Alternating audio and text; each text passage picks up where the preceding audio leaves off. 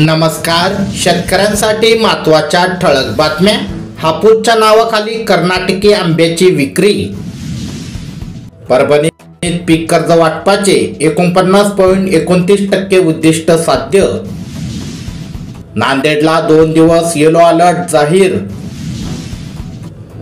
अहिल्यानगर जिल्ह्यातून इतर ठिकाणी चारा नेण्यास बंदी. वाशिम जिल्ह्यातील शेतकऱ्यांचं शॉर्ट सर्किटमुळे आग लागून 9,75,000 रुपयाचं नुकसान.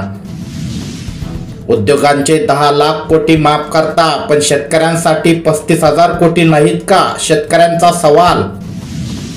शेतकरी ओळखपत्र क्रमांक म्हणजे सरकारचा डाव. अजित नवलेंचा कर्जमाफीवरून सरकारवर निशाणा. हवामान विभागाचा इशारा. महाराष्ट्रात 2 दिवसात अवकाळी पाऊस. अनेक ठिकाणी गारपिटीचा तडाखा. नाशिक जिल्ह्यातील काही तालुक्यांना गारपिटीचा तडाखा. मागणी उत्पादनात तफावत असल्याने कांदा उत्पादक अडचणीत. माणिकराव कोकाटे यांचे मत.